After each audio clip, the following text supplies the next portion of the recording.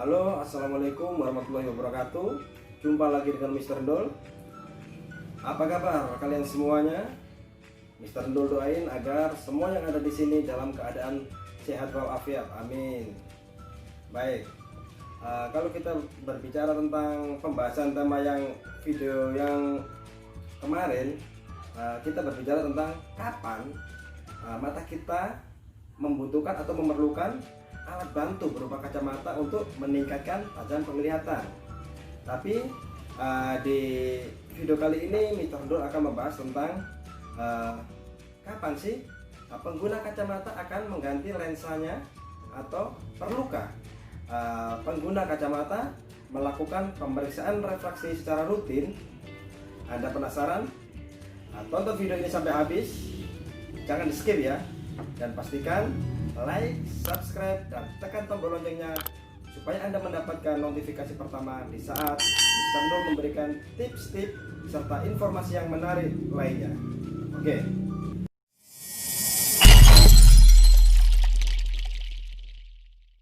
Baik, kenapa pembahasan ini sangat menarik atau sangat penting untuk dibahas?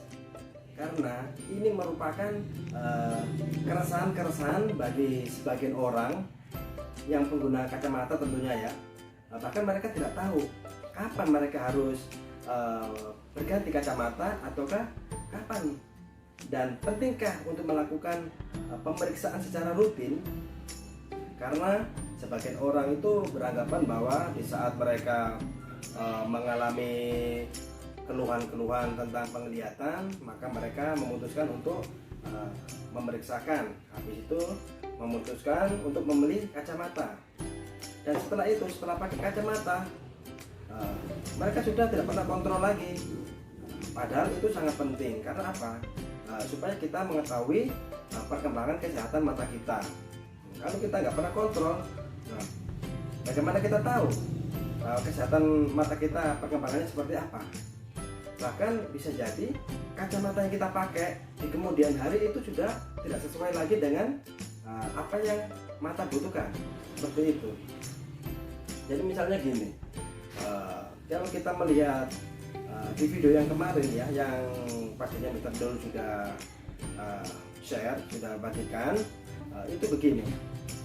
Kacamata itu mempunyai fungsi kan, memenuhi kebutuhan mata kita dalam hal meningkatkan ketajaman agar mata kita kembali normal di saat melihat objek.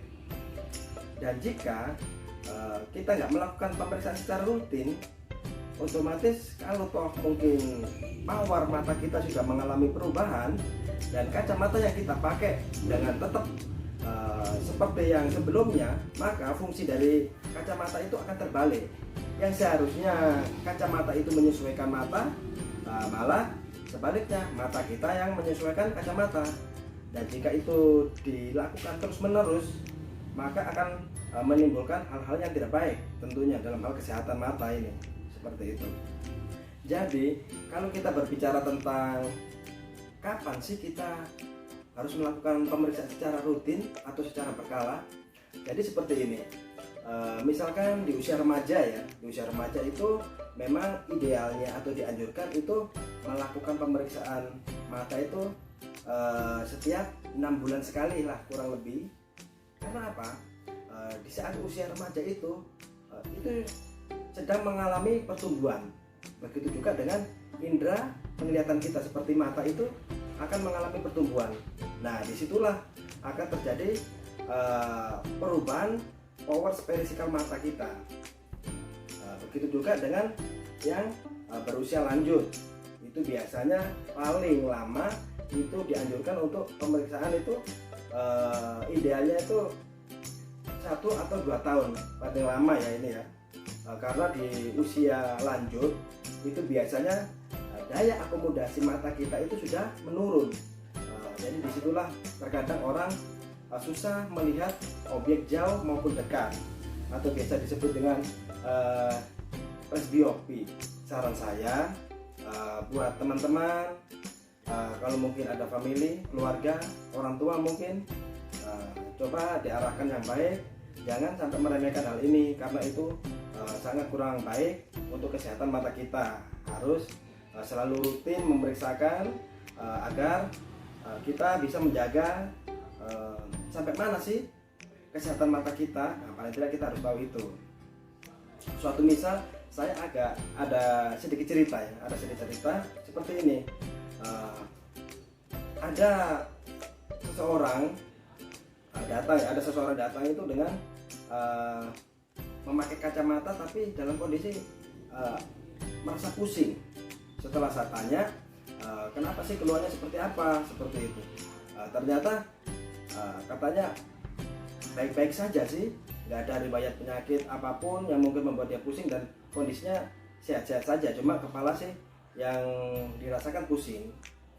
Setelah saya melakukan pemeriksaan kacamatanya, itu ternyata kacamatanya itu sudah ada powernya, dan lalu saya lanjutkan untuk memeriksanya.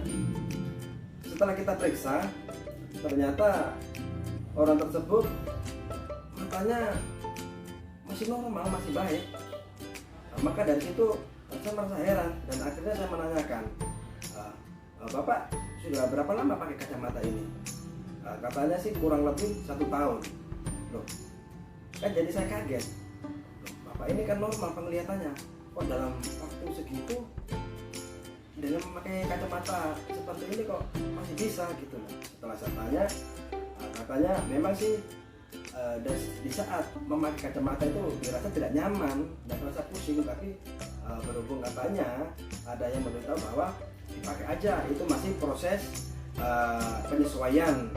Dan memang di saat itu dia katanya melihat memang agak pusing-pusing seperti itu. Untungnya Bapak ini datang dengan waktu yang tepat. Jadi saya sarankan, ya udah Pak, ini kacamatanya nggak usah dipakai lah. Ini Bapak ini matanya masih baik. Saya bilang seperti itu. Bapak ini juga heran, makanya dicoba. Coba Mas saya pakai seperti itu. Jadi setelah kacamata dipakai, itu dia merasakan Bapak ini bahwa pandangan sudah mulai ngaco, sedangkan setelah dibuka ini lebih baik. Bapak juga jadinya heran.